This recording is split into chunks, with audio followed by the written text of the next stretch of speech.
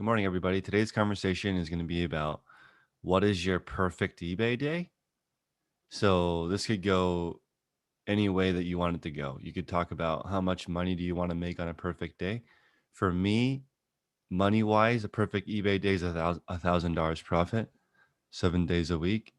The perfect eBay day for me has um, no hiccups as far as production. So the first thing I'd want to do is wake up and do all the customer service. Then I would do all my shipping. Then I would go, so shipping, customer service is done. Then I would launch all my drafts. Then the people who are photographing and describing, all of their items would be ready to go. So when they arrive, they photograph the whole day, describe the whole day. Then I would put every single item back.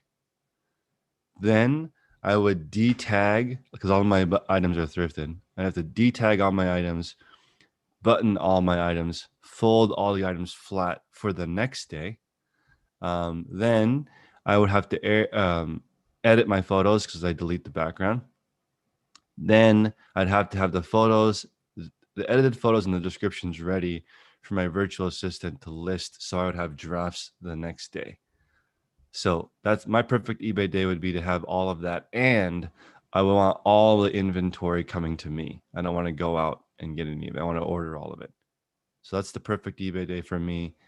And you can go any way that you want to go with this. Maybe let's start with Linda Anderson.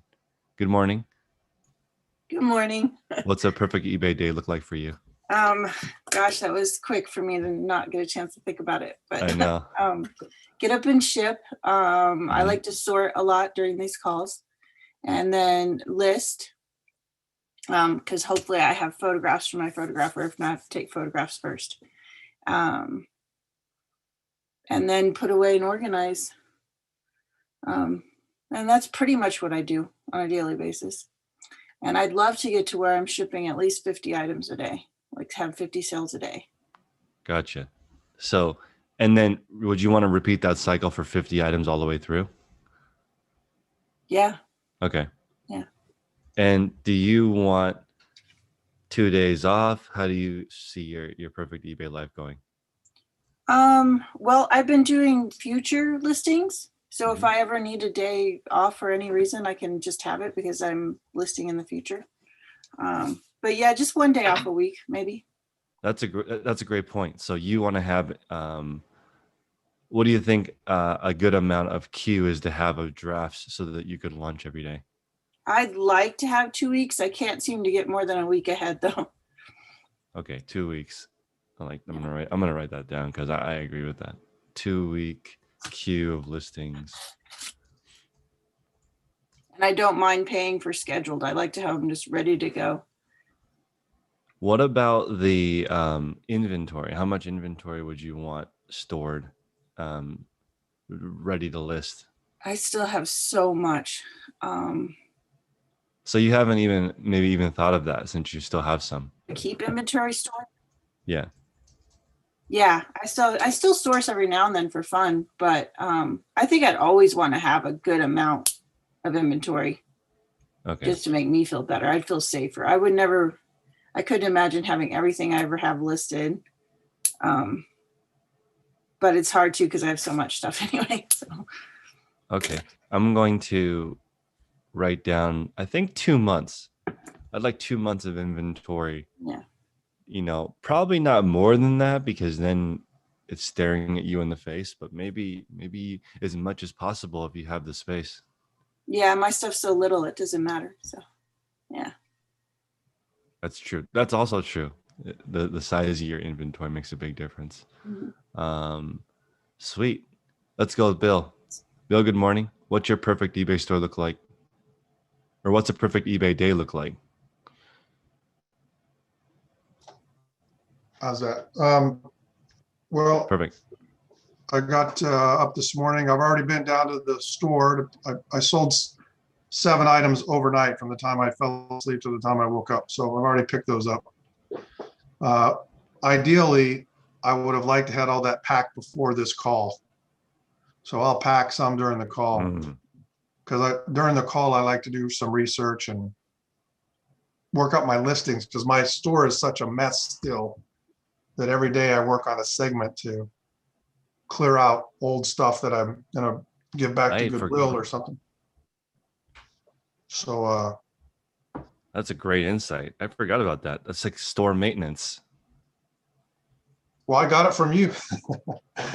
And so thank you Yeah, very much. Yeah, well, no, I go ahead. Sorry. well, it's about getting focus, right? Because I was so scattered, you know. Okay, the 7 things that sold today were 2 pairs of shoes, an old pair of Nikes and a new pair of Nikes, and then 5 shirts sold. So I'm dumping all my shoe inventory except the motorcycle stuff. And it feels so good to be able to put those things, mark those prices down, get rid of them. You know, I was digging the shoes so much that you know, you kind of when you get passionate about it, you discount all the work with shoes, especially used shoes, because you know you got to clean them and then you got to polish them and you got to keep them clean and polished, and sometimes you got to redo them if you had them in inventory for a while. And now here in Florida, I'm in South Florida.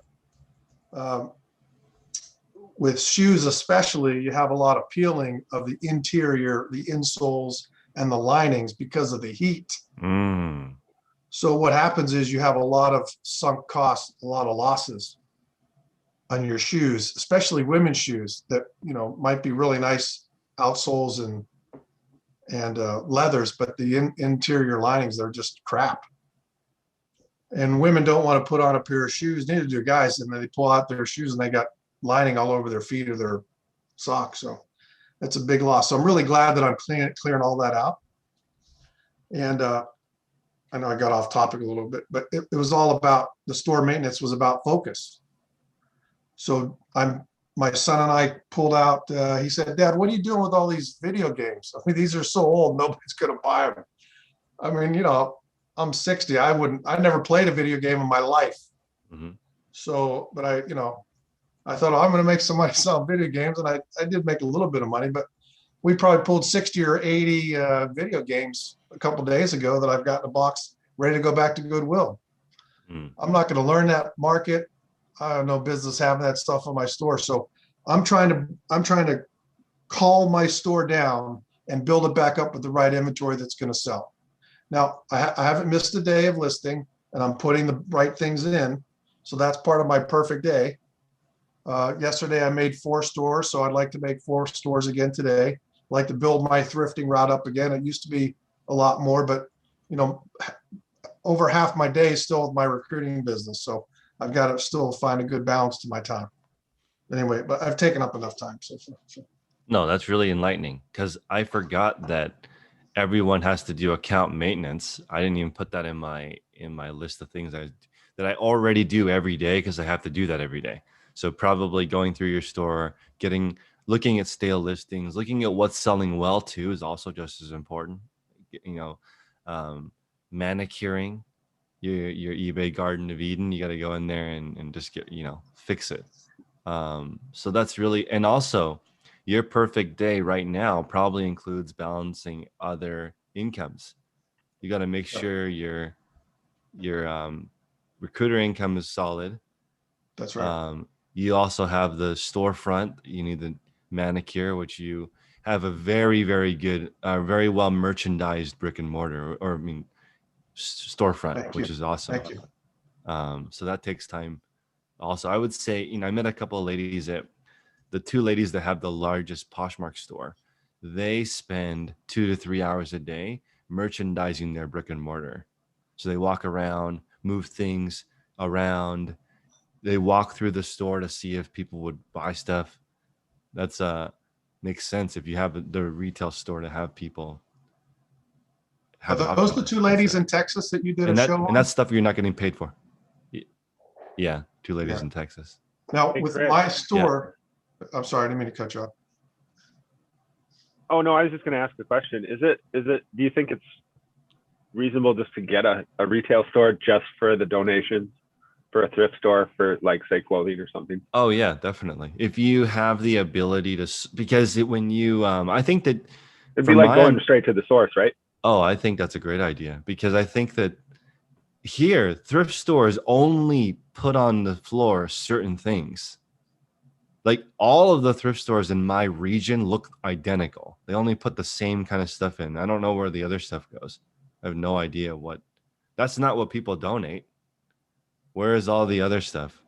So it looks exactly like here. I don't know if you guys had it where you were, but ThreadUp used to have a store. Like ThreadUp is based here, so they had a bunch of brick and mortar stores, and they put some in the mall. All of them have gone out of business here, but I don't know if that's um I don't know why that is, but those stores look like the Goodwills here. They're curated used clothing, but I can't imagine that's what is donated. So opening up a brick and mortar thrift store, that's a great idea, Travis. I'm gonna get somebody on the podcast that has done that. I want to see or a few people. What does that look like? What's the overhead? How much stuff can you actually put onto the floor? How much of it do you need to donate? I'm sorry, discard. That's my biggest question. Do you need like one of those 10 by 90 garbage cans? You know what I mean? That really makes me wonder. No, it just occurred to me the other day when we were talking about going to the source. I was like, well, that would be kind of going to the source. And even if, again, you ran it at a break even, but you could supply yourself with as much good stuff as you wanted, like how awesome would that be? Like, even if you were breaking even on just the store section, but you ran your eBay out the back end of it and, supplied yourself with everything that you needed. It seems like it would be a solid business plan. Yeah, and if you can't make free inventory work, then you maybe Right. don't have a business running retail. Kind of. Yeah, that is very interesting. And then as the Goodwill model goes, like how good are you at getting that premium retail space? Because here the Goodwills are in amazing places. They're like, the first exit to San Francisco is where the Goodwill is. Like, I'm sure that rent, I'm sure it's $1 million a month. The rent of the Goodwill, they have like a warehouse, the first exit in the San Francisco. I can't even imagine what that costs. It's not a high-rise building. It's literally just one small building. I can't imagine what that costs. It's definitely insane. Go ahead. In California, I'm sure prices for space is ridiculous. In Minnesota, it's a little bit of a different story. You could probably get into a decent area for not a ton of money, but the traffic, I think, would be, like you said, the key to it is like a high traffic area where people see you. You can put a sign for donations and stuff like that, because you don't have the name brand Goodwill to kind of get the donations. But the other part of that is that if you're in a high traffic area, we accept donations. There's 2 people in the chat on YouTube that said that they closed their storefronts because it wasn't worth it with the overhead and theft. That's scary too. That's something That's interesting. I go to the flea market now and I see theft every day. Am I supposed to say something, or do you just keep on walking? Because it's like there's no security at a flea market. Like I have the route that I go through. So when you have the route, you start noticing things that are weird, and I notice every single shoplifter. So it's like, should I just say to the owner, "Hey, look, I don't know what to say." Mind your own business, Chris. We want you on the call. I know, mind your own business. We don't want you to get shot, stabbed. That's what I wonder. Good idea to keep walking. You don't know who you're dealing with. Okay, yeah, I guess you just keep walking because it's just but yeah, I can't imagine the theft. Like, also, every time an employee at the store is on their phone, they're kind of stealing from you. Like you're paying them hourly and they're not really working. Then, inventory might leave out the back door. They might be giving discounts to their friends. You have no idea. How do you, and you're also expecting like a minimum wage worker to do that. And then workers, they cost a lot of money. It's 40% higher of what I was trying to do the research. 40% higher of their hourly is what they cost. So somebody's $10 an hour is really $14 an hour if you actually hire them and provide all the stuff you're supposed to, plus all the time required to hire them, all the time required to fire them. It's like there's a lot to it. So the brick and mortar, I can see how two people had the response immediately that they shut it down. And even Craigslist Hunter started a second store, had to close a second store, and said if he could redo it, he would have no store. Even though he's like extremely popular and has like a following, like people go to his store, he still says it's the overhead is killer versus doing it at home. Yeah, I guess that $2, $3, $4, $5, $10,000 a month net just is weighs so heavy on people or more. Let's go with Zeb. Zeb, good morning. Hey, good morning. I'm glad you could squeeze me in. I got about 10 minutes. I work full time. My perfect eBay would be to be doing that full time. So, okay. Mm-hmm. So, for me, I guess I've been kind of an eBay hobbyist. I thought, oh yeah, I'm gonna get some things done. I'm gonna make this grow, and then I realized I don't know what the hell I'm doing. So, perfect for me. Kind of ultimate, man. Like, I want to be a tech and sports guru. That's perfect for everybody here, right? But is to really just maintain consistency and resourcing, consistency and listing, consistency and and everything all the way through. I had a pretty good run in February. I mean, I was busting it out, scrounging up everything I could get. And then I just smacked this wall, of I can't find anything, and I'm spread out, I'm going wide because I'm still trying to figure out what I'm going to narrow down into, if it's a particular category or if I'm going to follow like what's it, Ashley that has does the garage sale, thing with, once a week. I mean, I kind of feel like my time kind of fits right in hers a little bit. My time limitations because I got a big family. So, for me, it's just having consistency, period. And I know that's key all the way through, no matter what level you're at. But I think my biggest choke point is time and sourcing. I'm trying to figure that out, and Goodwills only do so much. Garage sales kind of just started picking up out here in Texas. But nobody advertises them. They just throw a sign on a corner on a high traffic area, and then you just got to cruise the neighborhoods to find them in my area. Or you're driving an hour away, to hit maybe one good one if they advertise it. So I'm not giving up. It's just I'm just thirsty for some type of groove, that I can get into, at least to get me going down a path. And then I know that path might change. But anyways. No, I love it. Thank you for sharing that. I guess you crave consistency. A lot of people put in the chat that they want consistent sales. They want easy listing. I actually forgot to put that. I don't want my listing to be difficult. No. I want it to be easy, maybe predictable. People want, and people are saying here that a lot of Salvation Armies and thrift stores are shut down because of theft from employees, which makes sense to me. Also the Goodwills here, I don't know if this is the same everywhere. They advertise that they hire convicts. So they're saying if you can't get a job, you can get a job here. And that can be scary if you're worried about theft, because I don't know. It is interesting looking at how dangerous that can be. But thank you for sharing that you have a family and a job also, because yesterday I was talking to Tech and Sports, and kind of anything under 50K, or I mean, the IRS defines a hobby as something that doesn't make any money. So people don't really want a reselling hobby that breaks even. Honestly, they want a reselling business. They want clear financial gain from their endeavor. And then you're right, the garage sale or the route, I think that it is somewhat consistent if you go, but I get that it would be difficult without any actual route. You would have to have a route, otherwise it would be very difficult. Brian, do you have any feedback on garage sales in Texas? I know it's not that there's not one Texas, but Yeah, good morning.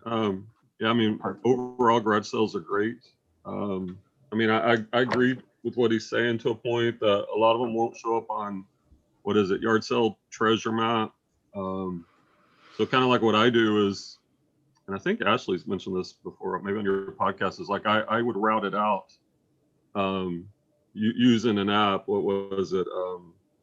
I forget. Using an app to schedule out my route to be most efficient, and use what you have, like the yard sale treasure map.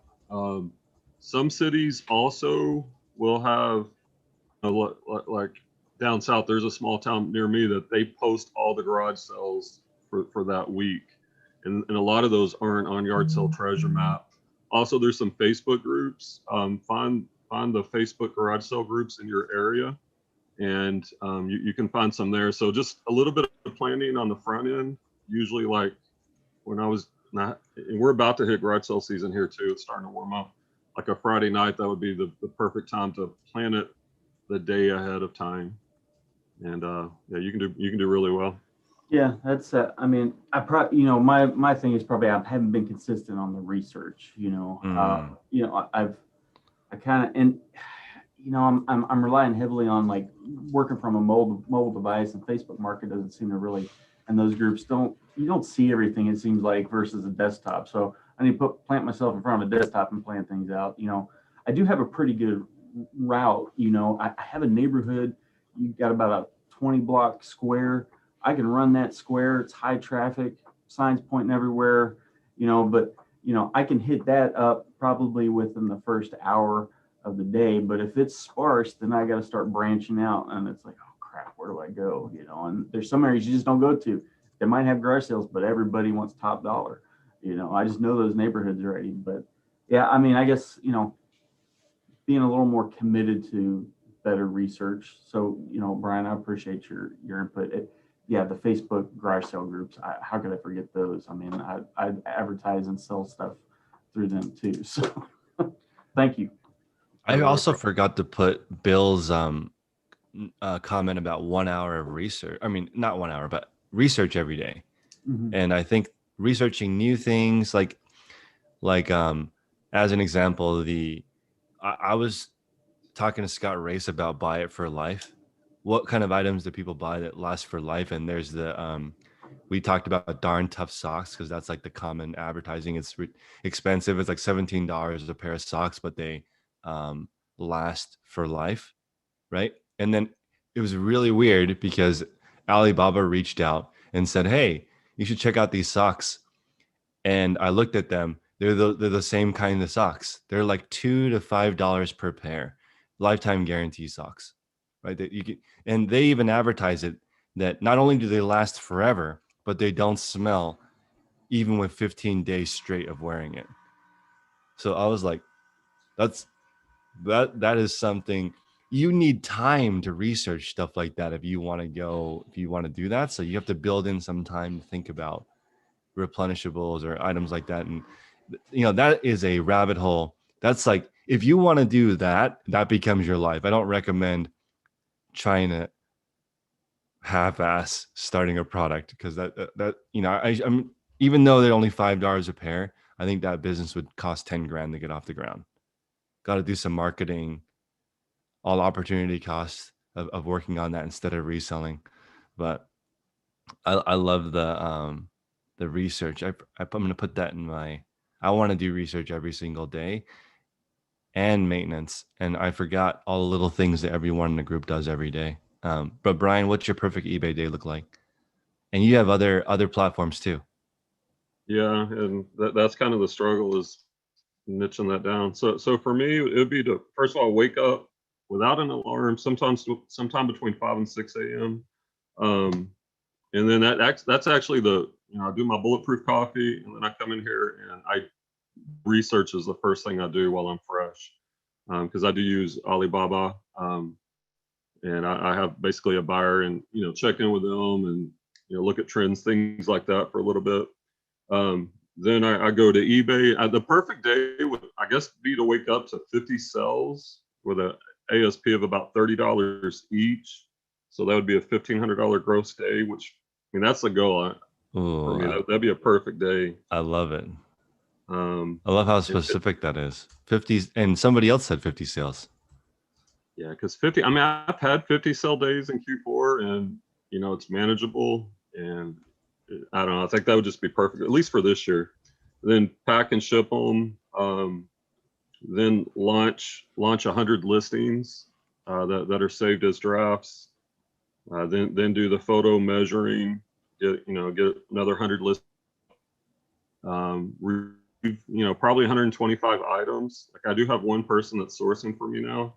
So, I'd like to receive a little bit more than I'm listing to build up a queue, and then kind of be done at the end of the day by 5, 6 p.m. I think that would be the perfect day. I'll be done by 5 or 6 p.m. Wow, Brian. I forgot about that. I don't want to work till midnight. I like to have it done earlier. Man, that is fantastic. Wake up to 50 sales at $30 a piece. That's a beautiful life right there. That's because 50 is not so insane. You could ship 50 like that. That's, I think, kind of the capacity before it starts getting really hairy and needing a lot of space. And I love that. Because that's kind of what I'm thinking, is that is around that borderline, because I'm starting to think in bigger pictures now. Like, I'm starting to break off different rows to different people, but it's balancing that expense versus the revenue coming in, and managing that growth where you're still profitable. So I think 50 still manage much more than that. Then I'd probably have to look at maybe in a part-time shipper and a lister and different things. I guess I could put a perfect day would be outsourcing tasks you don't like. You don't like or enjoy tasks. And I was even just thinking of it like not, I mean, yeah, that task you don't like, but your time is so valuable, and that's what I've learned. And if you can outsource those tasks cheaper than what your time can generate, then that's a net win. But you just got to get to the point where you can do that.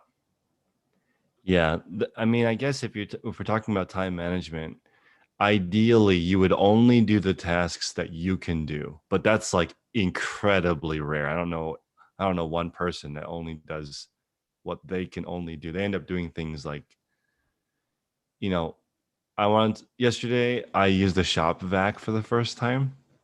I am such a moron for not getting that, because it's so good compared to sweeping. I don't know. It just it blew my mind. I had never used the shop vac before yesterday. And man, that thing, that's like my baby gift to myself. Thing is awesome. Those things. Because that's maybe a perfect day includes resetting your store back to zero. So when you get back to the workspace in the morning, it's clean, clutter free, everything's put away, swept, and the items are ready to go. So you have good mental. I've been listening to a ton of environment things just to try to make my environment healthy. And almost, I would say 90% of books recommend that your sink is empty in the morning. That's like a really good start to the day. So, but I can see that your perfect eBay day might start with no dishes in the sink, because you wake up, you go into your bathroom to get water or a cup of coffee or breakfast. If there's no dishes there, you probably start your day on a good foot. Let's see. Oh yeah. So John is saying if you had a 501c, you'd probably have to sell your donated stuff to your eBay store. So I don't know how that works, but I know that Goodwill Industries is different than Goodwill, right? One of them sells to the other one so that it's a proper charity. So yeah, it's complicated running your own charity.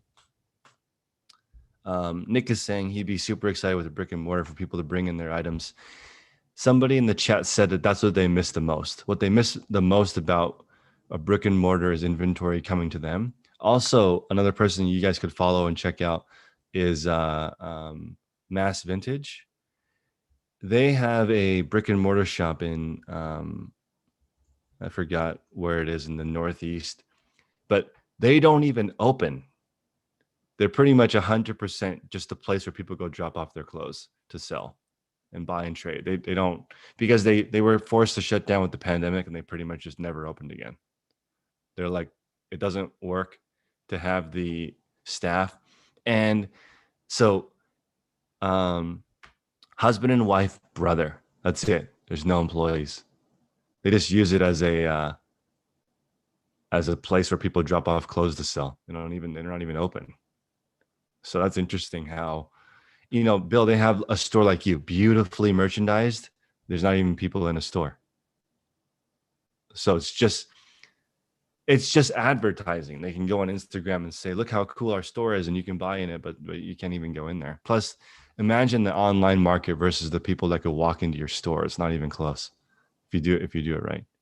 Can I make a suggestion to anybody that wants to have a store? Yes. That I learned is that when you're receiving goods, have specific days and times. Because when I'm open in my store, okay. like this weekend, I had people, I think Linda has a store too. I got a store full of customers, and some lady brings in a smoky box of Harley goods. Yes. And I didn't want to take it, but I said, look, I'll get to this on Tuesday or Wednesday or whatever. But I didn't have a policy in place until it dawned on me that I needed to have a policy. Yeah, that's here at the shops, the consignment shops. If you are a business seller, you can only go on Wednesday. So they have a day that you can go as a business seller. And if you go on a regular day, it has to be less than 10 items. So I think the reason why they use that is they use people who come in to sell their 10 items, and then they end up buying something. So that's smart, I guess. If you want to use it to bring people in, but then you also got to do it. And then Robin was saying she had to reset her office. She tried to reset her office yesterday, but her kid knocked over a prepped pile of clothes and crushed crackers all over it. Maybe I'm looking for, you got to go shop vac. So it's an easy cleanup. But yeah, I'm excited to see what that's like. I don't know if Chris, you have no idea what you're in for. I know. You've got some time though. Yeah, I've got some. You've got time. 2 weeks. Well, no, I mean Freedom. before they're mobile. It's when they Before learn they're to roll mobile. over the full like belly to back and back to belly, then you're in trouble. Yep. Because I got all this free stuff from followers who sent me baby stuff that they're not using, which kind of blows my mind that how much baby stuff is brand new. And people didn't even get a chance to use it. They bought it for their kid, and their kid was just too big to use it really quickly. And yeah, and Tech was telling me yesterday that 80% of the stuff I'll never use or just use a couple times. So I imagine that's going to be the what's going to happen with that stuff, except for wipes and diapers. Those are pretty universal. Let's see here. We were talking about brick and mortar stores. Yep. There's a guy in Ohio who processes 2 tractor trailer loads of used books a day. And he had so many, he's got 40 employees, but he had so many cast-offs, and he felt bad about chucking used books. He opened a bookstore, and then he had like free days for teachers to come in and take all the books they needed for the class. So I think he's got 6 bookstores now. He has that many cast-offs. And I thought, that's his community service thing. I doubt he makes much money, but it's kind of cool. That's absolutely true. I know I think Greg Murphy, that That's him. guy, that's him. Yeah. He makes all of the things make money. The book, the spine recycling, and obviously you're right. The stores probably don't make a lot of money, but you can give back to the community. Like Right. I remember Dave, Rockstar Flipper, I call him Uncle Dave. I don't know who that guy is. Dave Black, that's on his channel sometimes. That guy was saying that when he was running his resale shop at full capacity, he would donate 7,000 toys a year at the end of the year. And it would exceed his maximum donation. Sure. But he's like, but it's cool that I was able to do that at the end of the year. And a bunch of people who can't afford Christmas presents could go get them. So that's an interesting, there is a community benefit. If everyone here who's listening right now at home and on the call right now, if everyone had 1 or 2 employees, we have a massive effect on the country. Even that part, just providing quality work for people to come up. Because I would say 80 or 90% of the people who apply to my jobs are over the age of 40, which is surprising to me. And when you listen to Greg talk, Yeah. I mean, he has a huge processing facility with conveyor belts, all that kind of stuff, but you can tell that he just geeks out over the bookstores. That's his pride and joy.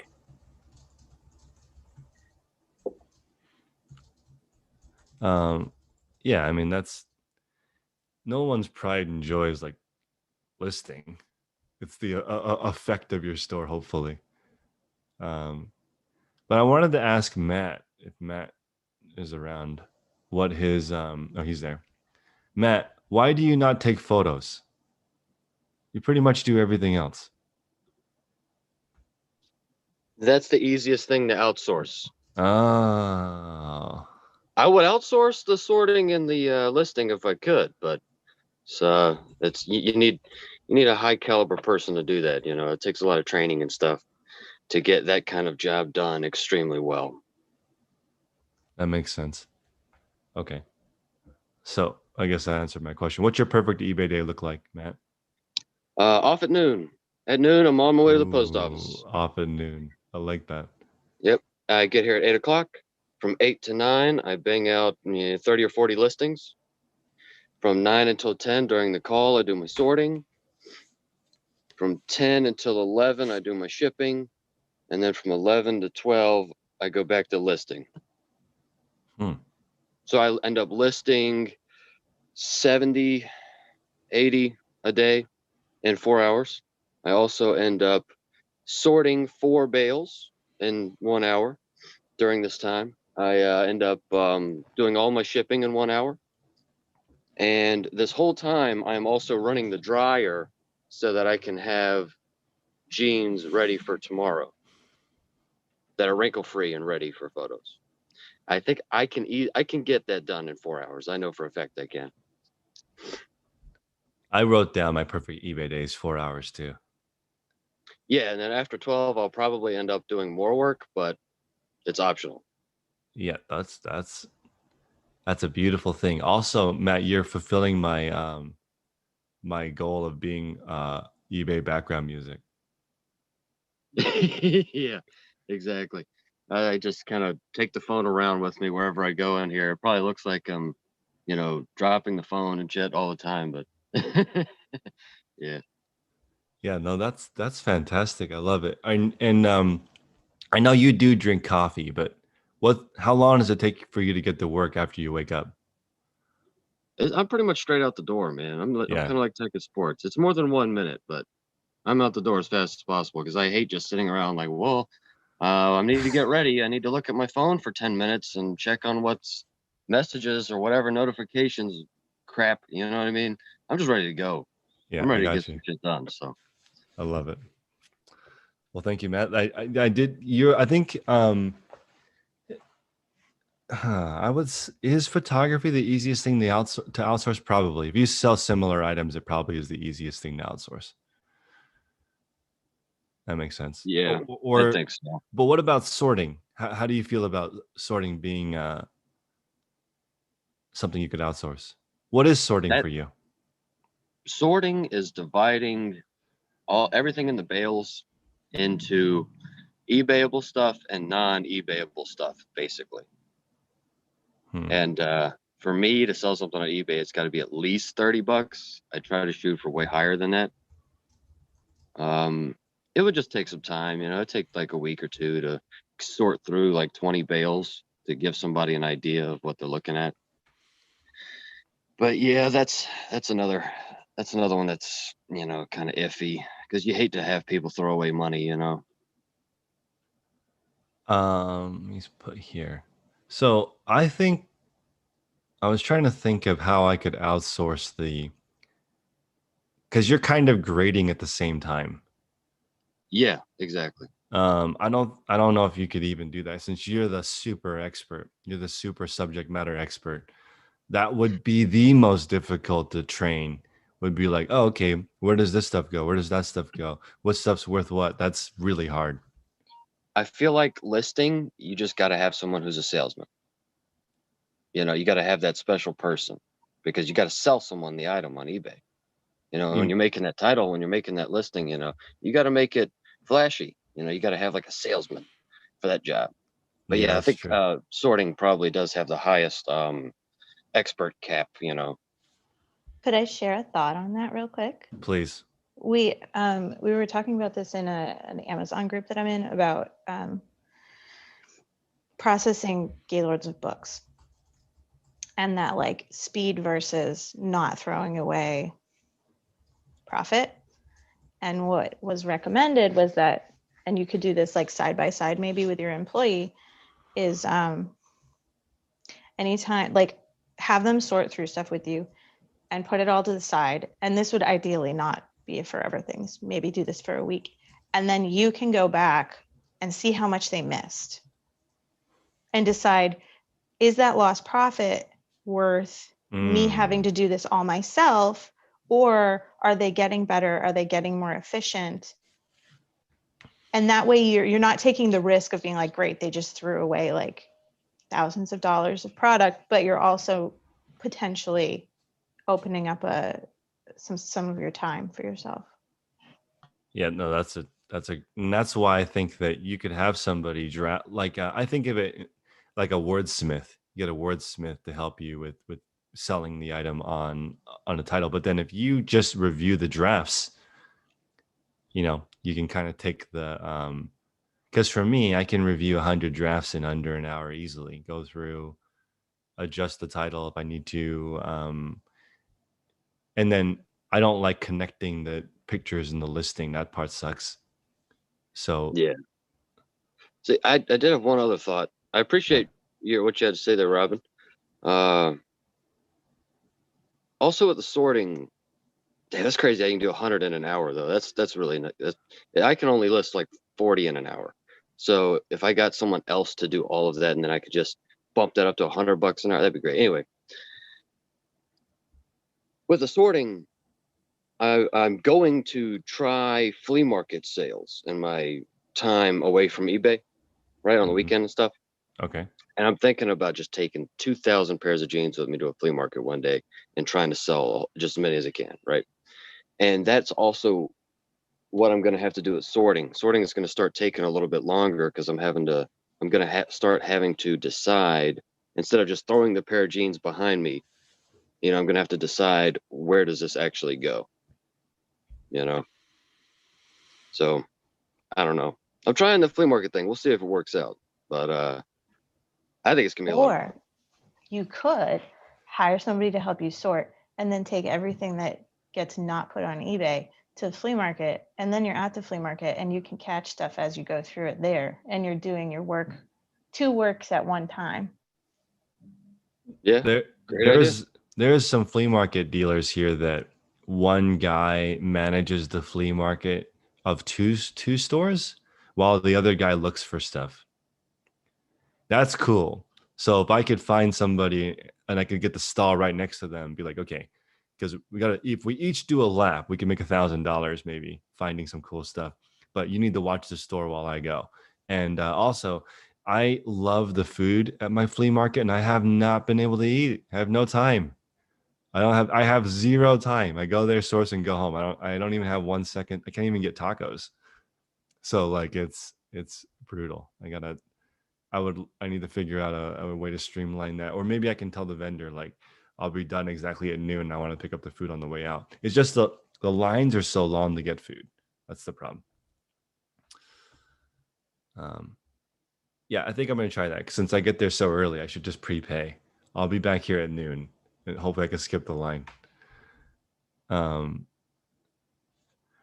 And Brian was saying I'll be reselling baby stuff soon.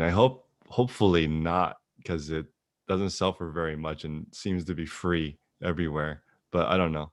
I think that if you want to be in the baby game, you should do the influencer marketing and find out which baby products are hot and which products will parents pay any amount for.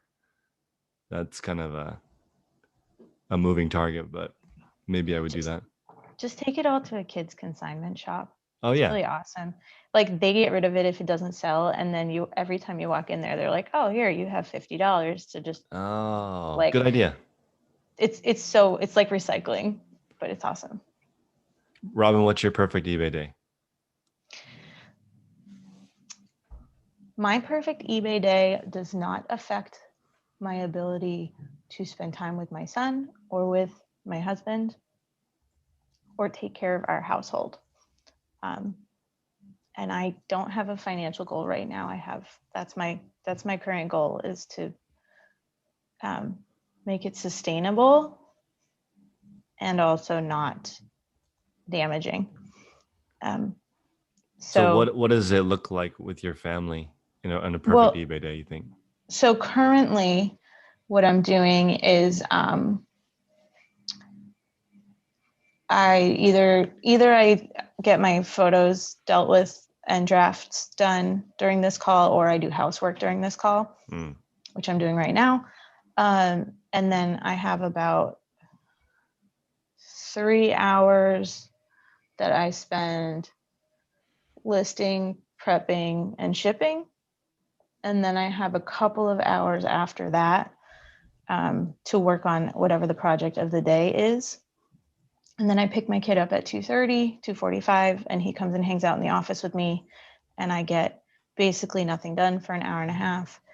And then he undoes whatever I did. But he thinks it's really cool to be hanging out with me and be part of it. How old's your son? He's 3. Okay. So he's not quite old enough to be helpful yet. He's definitely old enough to be unhelpful. But he loves coming to my office. The new office thing is a major step. It's like not, if I was trying to make the most money possible, I wouldn't be renting an office. But I am trying to kind of like Ashley had talked about on eBay, or on Amazon, building like a long-term asset. So that when he does start school proper, and he's a little bit older and he can help and he can entertain himself a little bit better, I can really rock and roll. Yeah. So, but he loves cleaning shoes. So we're going to be doing more shoes just so that he can help clean shoes. That was because Second Sports was a single parent. And when he was raising his kid on eBay, he made his kid his helper. And I wonder how you do that. But I guess it depends on their age, because as they grow, the helper position would change. Well, and you can pay that once they're over 6, I think you can write off like a ton of money. You just put it in their bank account and then you use it to buy their clothes and their groceries or pay rent or whatever. It doesn't matter. You don't actually have to pay them money, but you can write it off and they don't have to pay taxes on it. But yesterday he knocked over that pile of clothes and I got really mad. How tall was the pile of clothes? It wasn't very tall, but it was kids' clothes and it was in lots. And every time you have to touch kids' clothes, you're losing money. Yeah. Because they're not worth much. And I had lotted it out and it was all folded and prepped. And I was just so frustrated. And he looks at me and he goes, with his eyes all big, he goes, "I want to help you." And he was mad that I had prepped and folded all the clothes without him. So today I'm going to bring a basket of towels and washcloths and stuff for him to fold. And I think that's how you make an eBay helper out of your kid. I hope. If anybody's done it, let me know. But I'm hoping if he feels some ownership of it, he'll start to, he loves polishing the shoes. He gets the little sponge and he really enjoys that. So Well, Don't thank put you them for on your sorting table with a bunch of crackers. Though. Holy crap. He just like crushed the thing and sprinkled it all over these clothes I had laid out. And I'm getting red in the face just thinking about it. I was so frustrated. those are the memories you remember though. I love it. Let's go with Ed. Ed wanted to share his perfect eBay day. So my perfect eBay day is I get up in the morning, no phone, no computer, and I sit and I look out a window with a notebook and a pen, and I think of ways to make my business better. That's a great way to start the day.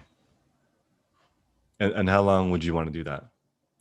Oh, I could do it for half an hour easy. The few times I've done it, if you try it, you can't believe how many things you're going to write down in your notebook.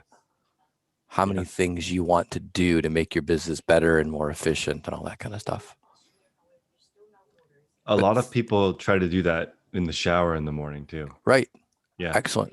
And that works because couple of your senses are removed, so your brain works a little bit better. But that is really probably my most productive part of my whole week is when I do that, because you fix things that have been festering for a while. Or another way of saying it is we can all process, we can all take photographs, we can all do that stuff. But the thing we do the best is when we think, because no one can do that for us. That's the only thing. Yeah. That's great, Ed. So then what? After you come up with some system improvements or business improvements. Think of ways to implement them. Think of ways to remove yourself from the business, to make yourself as non-essential as possible. You're the thinker. That is that's interesting. I guess go ahead. Well, some people, I've done it with my past businesses that, you're everything and it feels good. But I obviously, if you just think about it for a little bit, it's going to limit your success. You're going to be most successful when you don't go to work that day and everything works great. Yeah, that making yourself obsolete is a very weird. Like I met DIY Mike. He has what I consider almost a perfect eBay business. It does $1 million a year, $300,000 profit. But in this scenario, the one thing that's different is that he does 100% of everything by himself. So if he doesn't go to work, he doesn't make any money, and it doesn't work. But then when I asked him, because he was on stage with eBay Open, he went after Guitar Center. It was so crazy because Guitar Center is a massive store. It's multi tens of millions of dollars store, and then him, and he would have made more money than any individual person at the Guitar Center eBay store, even though that store is huge, by himself. And he said, because that was the first question. If you're in that position, why wouldn't you hire someone to do all that work for you? And he said, but then what would I do all day? This is like what I want to do with my time. So, but I see what you're saying, because I think it would be better if it was optional. Right.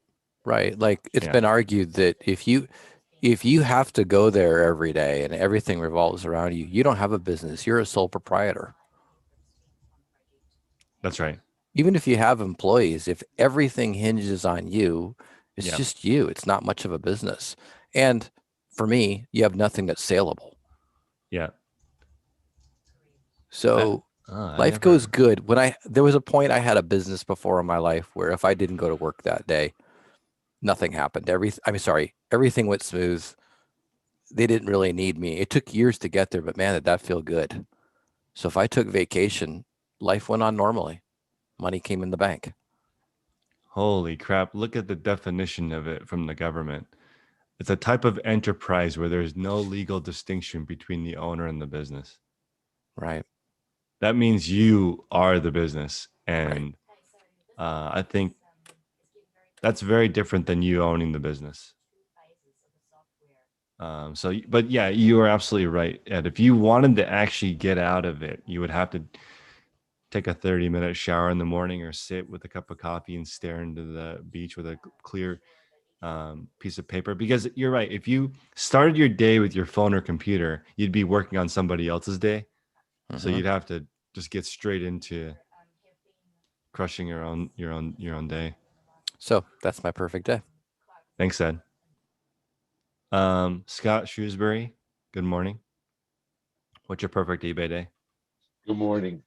Well, I have a full-time job, so my perfect day actually starts after I get off this job. And really, my main focus is just trying to stay that consistent list. And I guess the one thing that I really got to concentrate on is, I've been trying like 10 to 15, but if I don't get 10, don't get all upset, and be all down on myself. Just start the next day and start on a clean slate and go, okay, you're going to get 10 today, or you're going to get 15 today.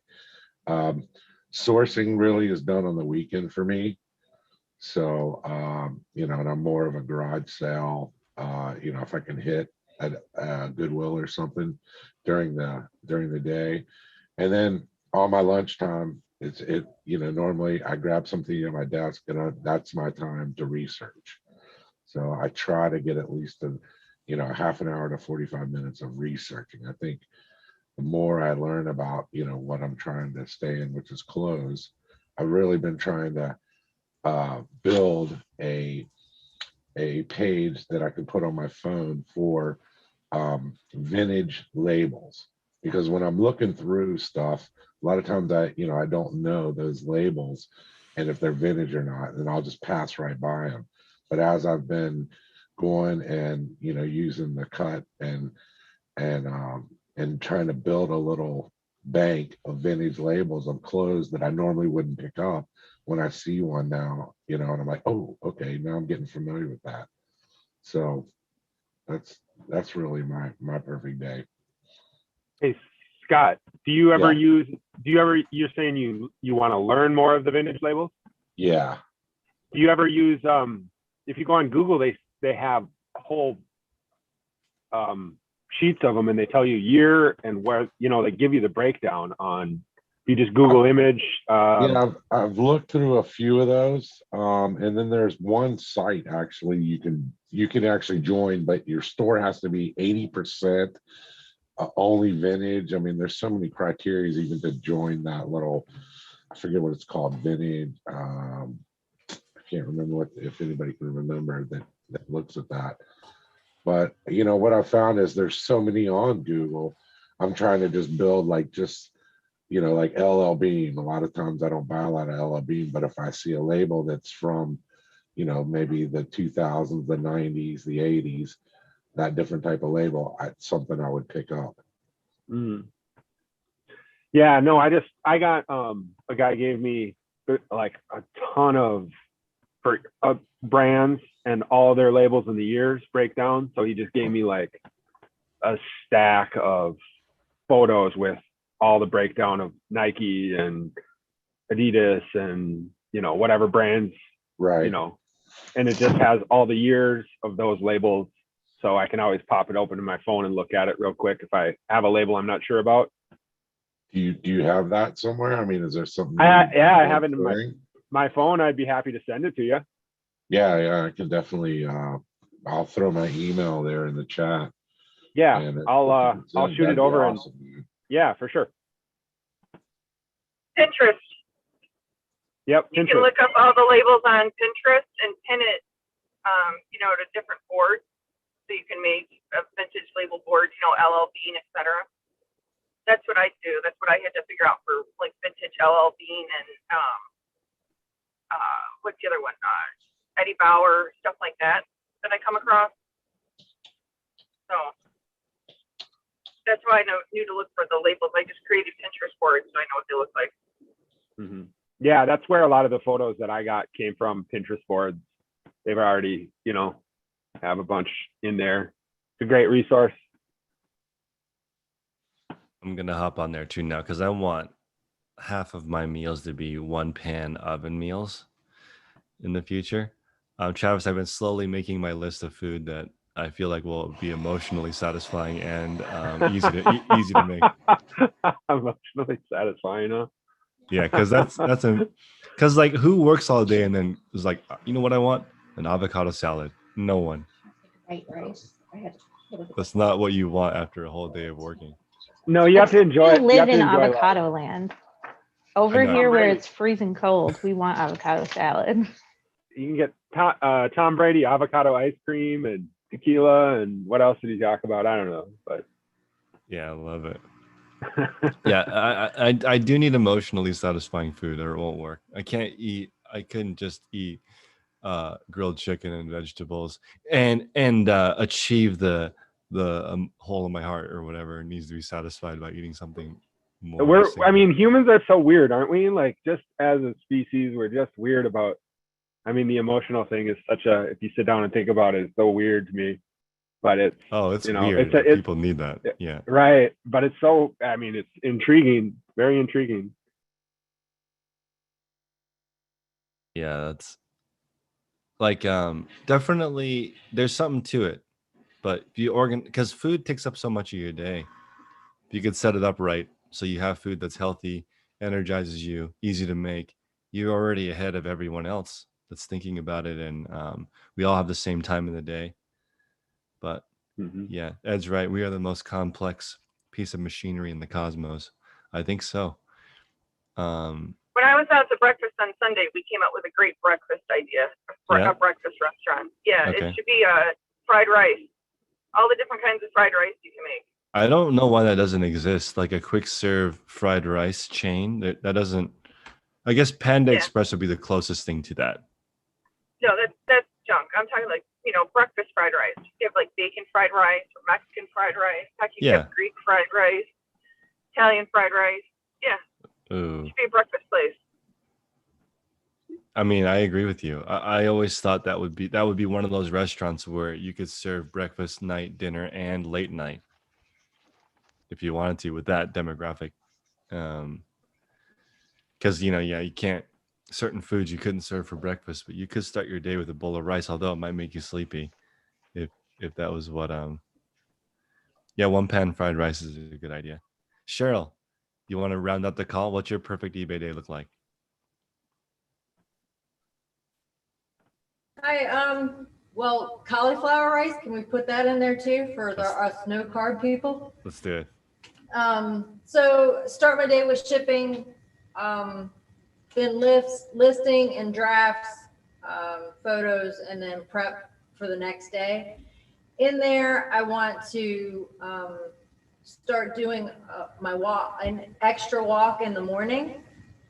So I'm not sure exactly when I'm gonna do that, but I generally get up at like 5 in the morning, and I want to I'm in the process of growing the store. So I know right now I need to put more hours in, but ideally it will be, I'll work from 5 to 2 or maybe 5 to 1, run to the post office, drop everything off, and then maybe do my walk, come back and do my workout with my husband, and then fix dinner. It's a great day. I love it. All right, everyone. Have a wonderful day. I'm going to actually end the call today, but we'll see you guys tomorrow.